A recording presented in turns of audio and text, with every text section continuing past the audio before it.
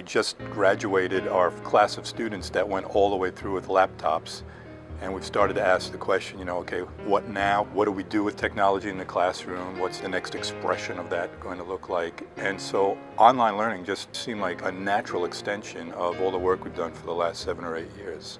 A little over a year ago, Jim Scott got an invitation to participate in this new venture, to be a member of a group of like-minded independent schools and to develop online academy. The more I got involved in it, and I think the more teachers became involved, it just seemed like a real exciting opportunity to not only extend technology in the classroom, but really to make us think about teaching and learning. Eventually we recruited the first cohort, and we convinced Darcy to lead the cohort, which she did a fabulous job with that. I was asked to be in charge of the Punahou online group for a year to try to talk through all the different issues, and there were many. Everything from administrative to getting the word out to students, but mostly we focused on what makes a good online class. The thing we thought that our classes really do well at Punahou and schools like Punahou is that we have students and teachers who have strong working relationships. And so we sort of wondered, what is that going to look like in an online environment? Can it happen? Can it be as effective? Can learning be as meaningful and as deep? One of the benefits of this whole adventure is it's gotten us into some really deep, insightful conversations about the nature of teaching and learning and how that changes with a different kind of learning environment and how we can take advantage of some of those differences. We've had students come in and talk to us. So in this case, the students were teaching us what it's like to be a student in an online course. So I did the online classes and I decided to do Spanish 5, and my teacher is Emily McCarran. I would definitely recommend it in that the class caters to your schedule. The learning style was a little different. I mean, you don't have a teacher right in front of you. You kind of have to, I guess, teach yourself in a sense. You learn a lot despite the fact that you're not in the classroom. I thought Spanish 5 would be really easy, which is what I heard from the other classes, but halfway through I went, oh my God, there's actually a lot of work here, and I was improving significantly, and I thought that was really cool. Taking an online course is an experience unlike anything I've ever had before because it was mostly self-directed learning. I thought that urban studies looked incredibly interesting because I've always loved cities and I love to travel and I love learning about other places. I took it the fall of my senior year, and so I could work it into my class schedule and my schedule with college applications and all of that stuff. However, the drawback of having that independence was that sometimes it was hard for me to get all of my work done and understand what exactly needed to be done when.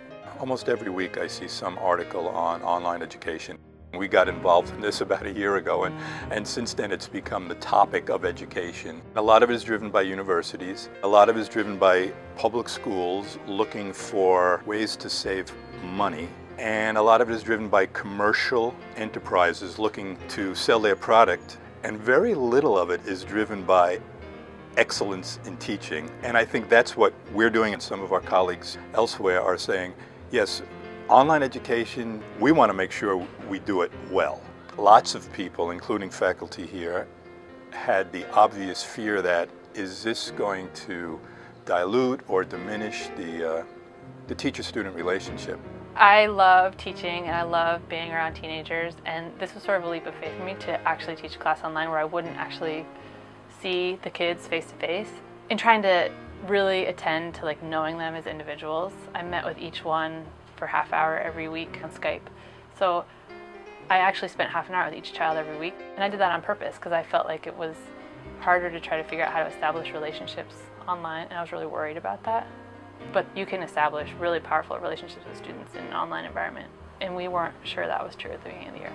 The teachers are awesome, so I wouldn't let that be a deterrent, worrying about teachers being kind of weird or, I don't know, not there, not being able to give you the attention, because my teacher was always able to give me the attention I needed. We want to have a global perspective, so every course that is being taught will try to leverage the fact that people are in different locations and that we want to bring to the table something that is unique about our area of the world. What I think is so great for our kids is if you're taking this course, you're in class with kids from all over the place.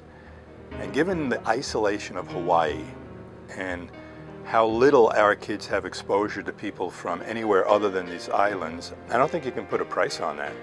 For each of the kids in the class, we all had the capacity to Skype with each other. My partners for the first week, one was living in Jordan, one was in Portland, Oregon, one was in Detroit, Michigan, and one was in New York City. And talking about their homes and their families and their cities, it allowed me to make connections with all of these people and also connect it back to the subject material. From the very beginning, what did really kind of excite me was the potential for this to push teachers just to think about good teaching. And actually all of our early results, the 6 people who have participated in this have all reported, as have teachers in other schools, that it's really forced them to think in a very strategic, intentional way about where they want to go in their classroom, what is it they want to accomplish, how do they know they've accomplished that. And by working on their online course, that has seeped into their traditional classes, and that's exactly the goal we had. Basically every utterance that you make in an online environment, you have to understand why you're doing that, plan for that. You have to set up the whole lesson and almost predict kids' moves as they work through it in a way that you don't have to do as well in a face-to-face class. It's made me more organized in how I deliver instruction in my face-to-face classes and how I structure the courses.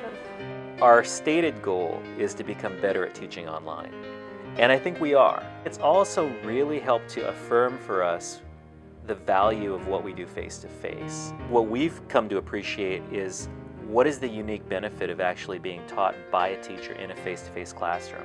As teachers, we should all have answers to that, because that's what gives us our value as an institution. It's made me realize the value in that face-to-face time when you have all the kids in the classroom is really that they can all be working with each other in that moment. Because in this asynchronous environment, that's the hardest thing to get kids to do, is work together with each other, because they're having to, deal with each other's different schedules and find time that they can all be online together and work on something. And so now I see that hour when I have all my kids in one room as like this precious thing, and I would never think of wasting that just by having me stand up and talk to them about something. If I have something I have to say to them that doesn't involve them interacting with me or with each other, I can create that outside of class, and that can be their homework. But the real gift of that hour of class is them being together, working on something, creating something, trying to understand something together. And I didn't realize how precious that was till I didn't have it. Anybody you hear talk about 21st century skills, anybody who talks about the ability to be creative and collaborative is talking about the ability to share and work together in an online environment. Nobody here and nobody in the schools that we've been collaborating with believe that online learning is going to substantially replace the classroom experience. It's just going to be one more piece of school. We've created an environment at Punahou that is risk-taking. If you are game to try something, then you can see the power of it. But if you're just conjecturing what it can do, you can't really tell without just getting in there and trying it. Teaching and learning is not going to really change. We're just going to find new tools to maybe make it more diverse so that all students have a better opportunity to learn. And some students will be better in this environment, or they will learn their gifts more in this environment, and other students may be in another environment. It's just great that we have more tools to present our students to develop what their gifts are.